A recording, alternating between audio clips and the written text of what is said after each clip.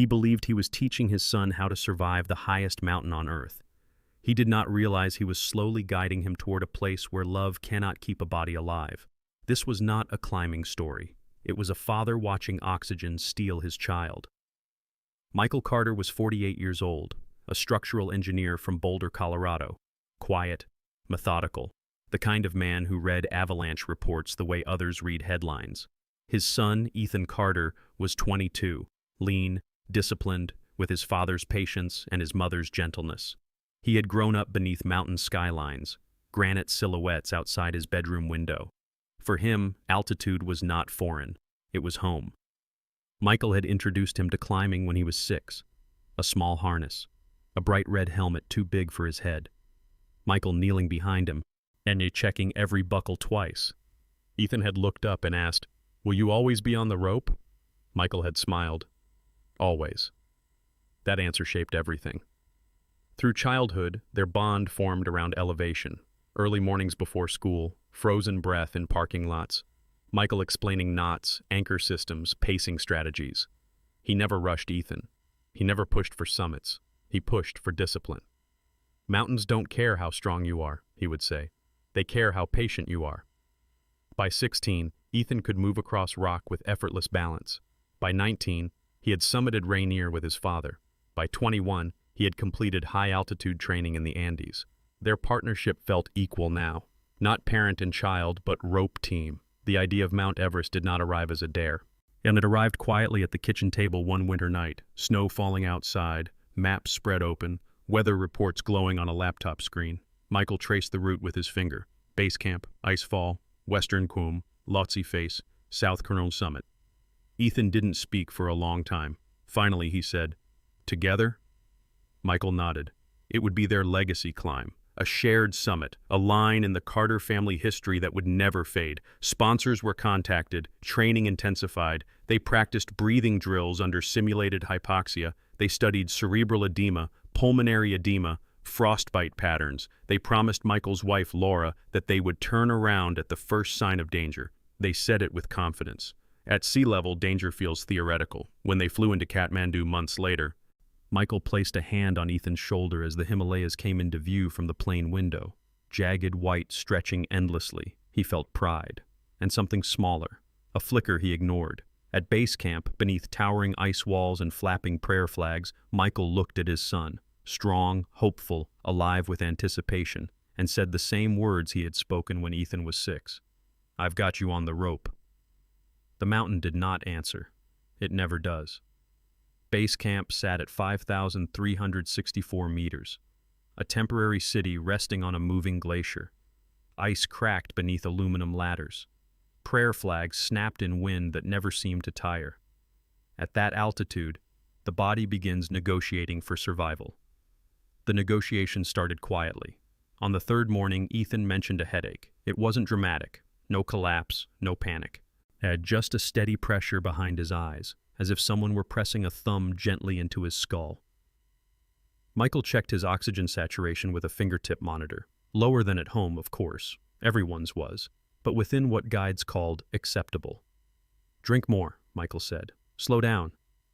Ethan nodded. He always nodded. During their first rotation through the Khumbu icefall, Ethan moved with less rhythm than usual. He still clipped properly into fixed lines, still crossed aluminum ladders over crevasses with precision, but his breathing was louder, more deliberate. Michael noticed because he knew his son's breathing patterns the way musicians know tempo. At Camp 1, Ethan slept almost 12 hours. When he woke, his voice sounded thick. "Just altitude," he said, dismissing it before his father could speak. At Camp 2, the cough began. Dry, shallow, irritating. High altitude strips moisture from lungs. The cold air scratches the bronchial lining. Almost everyone develops some form of the Khumbu cough. The guides were unconcerned, but Michael heard something different in Ethan's chest one night, a faint wet undertone beneath the dryness. Subtle, easy to ignore. He told himself he was overanalyzing. They had trained for this. Ethan had slept in hypoxic tents for months. He had passed every cardiovascular test. He was strong. Still, small changes accumulated. Ethan forgot where he had placed his gloves one afternoon. Not unusual, except he was normally meticulous. He stumbled once over flat ice. A minor misstep. He laughed it off. "Guess I'm not as graceful up here," he joked. Michael forced a smile. And the human brain at altitude begins to starve long before it admits it. At 6,000 meters, oxygen saturation drops dramatically. Cells shift into survival mode. Decision-making slows. Balance alters. Headaches intensify. But the symptoms masquerade as fatigue, and fatigue is easy to justify.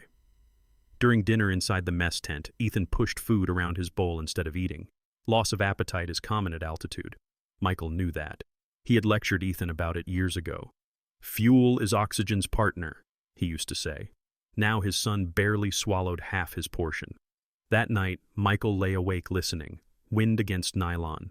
Distant avalanches rumbling like low thunder. And Ethan's breathing, slightly irregular, occasionally deeper, occasionally forced. He reached across the narrow tent space and placed a gloved hand lightly on Ethan's shoulder, just to feel the rise and fall. It was steady, but slower than it should have been. In the morning, Ethan insisted he felt better. The headache had faded to a dull echo. The cough remained but seemed manageable. Oxygen saturation numbers had improved slightly after rest. Guides cleared them to continue rotations. Michael told himself something dangerous. If it were serious, it would look worse. The mountain did not need to be dramatic. It only needed time. The weather forecast arrived 3 days later. A narrow summit window. 24 hours of reduced jet stream winds. Manageable gusts across the south current, temperatures still lethal but stable by Everest standards. In the death zone, stability is relative. Yet the expedition leader gathered the climbers inside the mess tent at Camp 2 and laid out the plan with quiet precision. Move to Camp 3, short rest. Push to Camp 4 at the south current, depart for summit at 9 p.m. It was the opportunity they had trained for. Michael studied Ethan's face as the plan unfolded. There was excitement there, restrained but visible. A spark returning to his eyes. "How do you feel?" Michael asked later, alone inside their tent. "Strong," Ethan said. "Head's clear." The headache had diminished. The cough remained but softer. His oxygen saturation hovered in a borderline range, but not alarming enough to disqualify him. High altitude is full of borderline numbers. The human body can compensate until it cannot. That afternoon, they climbed toward Camp 3 along the Lhotse face. Fixed lines cutting a diagonal path up blue ice hardened like glass, each step deliberate, crampons biting, ice axes swinging into frozen slope. Ethan moved carefully, slightly slower than during training climbs in the Andes, but within reason. His breathing through the mask was rhythmic, mechanical. Michael watched for small signs, coordination intact, speech coherent, no visible ataxia, no confusion. But there was something else, a hesitation. At one anchor point, Ethan paused longer than necessary, staring at the carabiner before clipping in, as if verifying a simple action required additional thought. "Everything okay?" Michael asked. "Yeah," Ethan answered quickly. "Just checking twice." Michael nodded. "Double-checking is good practice, except when it's compensating for fog." At Camp 3, perched against the face at nearly 7,200 meters, the air felt thin enough to taste. Climbers lay inside tents conserving strength, oxygen bottles stacked carefully, regulators tested, masks adjusted. That night, Ethan spoke about the summit like it was inevitable. "Mom's going to cry when we call her from the top," he said softly. Michael smiled, though something tightened in his chest. He rechecked Ethan's oxygen setup twice, then a third time. Forecast updates crackled over radio, winds holding, window confirmed. This was the moment climbers wait years for, the alignment of preparation and possibility. Michael stepped outside the tent briefly before dusk. The sky over Everest was painfully clear, stars emerging sharp against black, the summit ridge visible above, distant, illuminated faintly by moonlight. It looked close. Mountains always look close at night. When he returned to the tent, Ethan was already zipped inside his sleeping bag, conserving energy. His breathing sounded heavier than at lower camps, but steady. Michael lay awake, calculating silently. Oxygen flow rates, time to summit, descent margins, reserve supply. Everything seemed workable. The window was open. And windows at 8,000 meters do not stay open long. They left Camp 4 at 9:12 p.m. The South Col was a place stripped of comfort, a windswept saddle of rock and ice at nearly 8,000 meters. Beyond that line, the human body begins to die slowly. Cells starve. Fluid leaks into lungs. The brain swells inside the skull. The death zone is not dramatic. It is quiet. Headlamps flickered on one by one, forming a thin procession of light climbing into darkness. Fixed lines ran upward along the ridge, disappearing into black sky. Each climber clipped in, each movement mechanical. Michael checked Ethan's regulator before stepping forward, oxygen hissing softly, mask sealed, flow set correctly. They moved. Step, plant, breathe, clip. The cold was not sharp. It was absolute. Fingers numbed inside insulated gloves, eyelashes crystallized. The wind cut across the ridge in low, steady gusts that never fully stopped. At first, Ethan kept pace. His breathing through the mask was loud but controlled. Frost gathered around the edges of the plastic. Ice formed along the straps. After an hour, Michael noticed something subtle. Ethan's steps drifted slightly left of the fixed line before correcting. Not a stumble, just a faint misalignment. "Stay centered," Michael said gently over the radio. Yeah," Ethan replied. "Got it." His voice sounded slower, words taking a fraction longer to form. They continued upward toward the balcony. Around 8,200 meters, the body's ability to compensate deteriorates rapidly. Oxygen saturation can drop below levels seen in critical care units at sea level. The brain, deprived, begins to malfunction. Ethan stopped suddenly, not from exhaustion, but as if uncertain why he had stopped at all. "You okay?" Michael asked. Ethan looked at him for a moment longer than necessary before answering. "Just catching rhythm." The sentence was intact, but there was a delay. Michael adjusted Ethan's oxygen flow slightly higher. They resumed. The darkness felt heavier now. The line of headlamps ahead seemed slower. Or perhaps Ethan was slower. At one anchor, Ethan fumbled with his carabiner. Gloves thick, but coordination slightly off. Michael reached forward and steadied his hand. "I've got it," Ethan insisted quietly, but his movements lacked their usual precision. Above them, the summit ridge remained invisible. Below them, the world had already disappeared. Only breath, only rope, only the thin, borrowed oxygen keeping cells alive. And somewhere inside Ethan's skull, pressure was beginning to build. They reached the narrow ridge below the Hillary step just before dawn. A line of climbers had formed, silhouettes clipped to fixed rope, waiting their turn to ascend a section too steep and too narrow for passing. Headlamps flickered against rock and ice. No one spoke much. There was not enough oxygen for conversation. They waited. At 8,700 meters, waiting is expensive. Oxygen cylinders do not pause simply because movement does. His regulators continued to hiss. Each minute standing still drained the same supply needed for climbing and for descending. Michael checked his gauge, then Ethan's, lower than he liked. "How's your breathing?" he asked through the mask.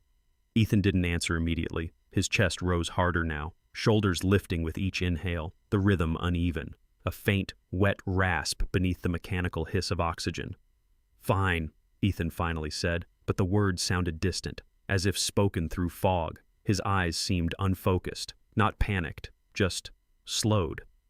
When the line shuffled forward, Ethan reacted a beat late. Michael had to touch his arm to prompt him. Simple commands required repetition. Clip, step, move.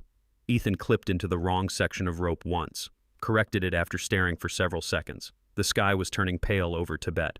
A thin orange line cutting the horizon. It should have felt triumphant. Instead, Michael felt something else. Ethan's head tilted slightly to one side as if listening to something no one else could hear. His breathing had grown louder, deeper, more labored. Not just effort, resistance. "Stay with me," Michael said quietly. Ethan nodded, but his nod came slow, and somewhere behind his eyes, clarity was beginning to thin. Above 8,000 meters, the body begins to fail in predictable ways. When oxygen levels fall too low for too long, blood vessels in the brain can leak. Fluid seeps into surrounding tissue. Pressure builds inside the skull. This is high-altitude cerebral edema, HACE. It does not arrive violently. It arrives quietly, disguised as fatigue and poor judgment. At the same time, the lungs can begin to flood.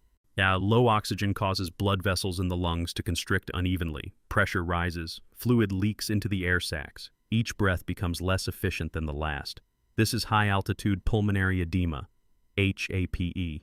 It feels like drowning in slow motion. Ethan was showing signs of both. His coordination deteriorated first. When Michael asked him to step forward, Ethan's crampon caught against his own boot. He swayed, corrected, then swayed again. Not dramatic, but unmistakable. His fine motor control was fading. "Ethan, look at me," Michael said. Ethan turned his head too slowly. "What day is it?" Michael asked. A simple neurological check. Ethan blinked. His eyes searched the horizon as if the answer might be written there. "Summit day," he said finally. His speech was slightly slurred, vowels softening. Yet Michael felt a cold deeper than the wind. Ethan tried to adjust his oxygen mask but fumbled, fingers clumsy. He laughed once. An odd, misplaced sound.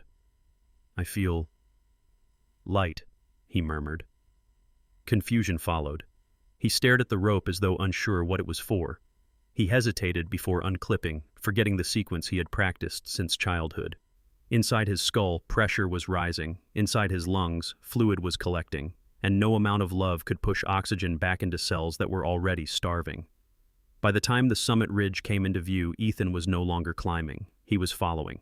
Michael had shortened the rope between them, keeping his son within arm's reach. Every step required instruction now. Clip in, pause, step up, pause, breathe slow. Ethan obeyed, but like someone receiving commands through water. And above them, perhaps 200 vertical meters remained. Less than an hour for a healthy climber. The summit, the highest point on Earth, was finally visible, a small white crest against a pale sky. Michael looked at it once, then he looked at his son. Ethan's breathing had become labored beyond effort. Each inhale dragged through fluid-filled lungs. A wet crackle slipped beneath the oxygen mask. His eyes drifted, unfocused. When Michael asked him to squeeze his hand, the response was delayed. High-altitude cerebral edema was progressing. Swelling inside the brain was impairing coordination and judgment. High-altitude pulmonary edema was reducing oxygen exchange. Even with supplemental oxygen, his body was losing ground. "Ethan," Michael said carefully, forcing calm into his voice. "Oh, we're turning around." Ethan frowned as if the sentence didn't make sense.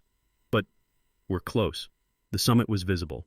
So was the truth. At 8,800 meters, rescue does not exist.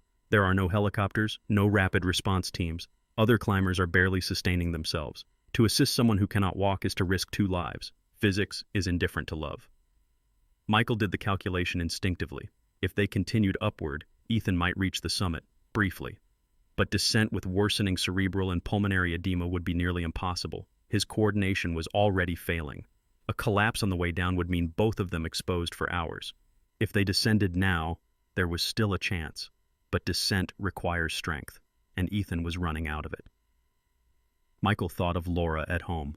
Of promises made in kitchens under soft light. Of the vow to come back together, summit versus survival, legacy versus breath.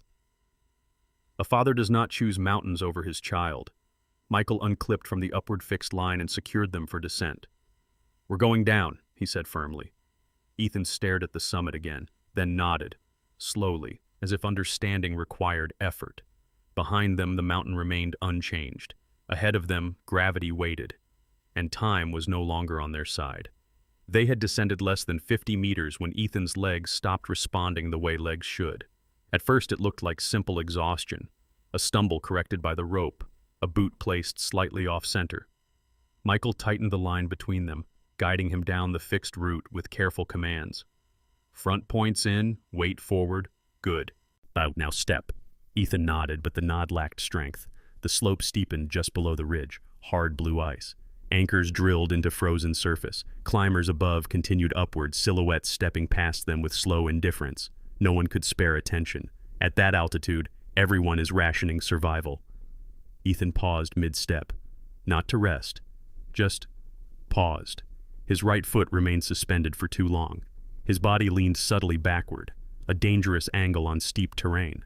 "Ethan," Michael said sharply, "step down." There was no response. Ethan's eyes were open but unfocused. His breathing through the mask had turned ragged, a wet, desperate pull. Then even that rhythm faltered. His body swayed once, then again. Michael lunged forward, gripping his harness. For a moment they held, suspended between balance and gravity. Then Ethan's knees buckled. Not a dramatic fall, not a scream, just a collapse, dead weight against the rope. Michael braced his crampons into the ice axe driven deep, absorbing the sudden force. The rope went tight, anchors creaked under strain. Other climbers turned briefly, assessing, then looked away. There was nothing they could do. "Ethan," Michael said, leaning close, his voice breaking inside the mask. "Stay with me." Ethan's head lolled slightly to one side. His eyes moved, but not with recognition. His breathing came in shallow pulls now, irregular, then slower. Fluid in the lungs makes each breath inefficient. Swelling in the brain disrupts signals to the body. At some point, the systems simply stop coordinating. Michael pressed his helmet gently against his son's. "I'm here," he whispered. And the wind moved steadily across the ridge. Ethan exhaled once, long and soft. And then there was no next inhale, no struggle, no final word. Just the thin hiss of oxygen flowing into a mask that no longer served a living body. Above them, climbers continued toward the summit. Below them, the mountain waited. And in the space between one breath and none, the world became silent. They helped him secure the body to the fixed line. There is no ceremony at 8,800 meters, no time for farewell. The guides spoke in low, practical tones. Weather was shifting. Oxygen was running low. The descent had to continue. Michael's hands moved automatically, following instructions he had taught others for years. Secure, clip, anchor. He did not remember doing it. Yet he remembered only Ethan's weight in his arms moments before, warm through layers of down and fabric. He remembered the final exhale. The summit was still above him, so close that it felt cruel. Somewhere in the thin air a decision formed, not from ambition, but from something harder to define. If he turned back now, Ethan would have died below the summit. If he continued, at least the dream they built together would touch its end. It was not triumph that drove him upward. It was confusion. He climbed the remaining meters alone. The summit of Mount Everest was small, narrow, wind-scoured. The world stretched endlessly in every direction, curved and distant. Michael stood there for less than 3 minutes. He did not raise his arms. He did not take photographs. He did not speak. There was no victory to claim. While the highest point on Earth felt indistinguishable from every other place on the mountain. Cold, indifferent, silent. When he began his descent, he passed the place where Ethan was secured. He did not stop long. He could not afford to. Survival demanded movement. In the months that followed, people would say he had summited Everest. They would say it with awe. He would hear only something else, the sound of a single exhale, and the space after it.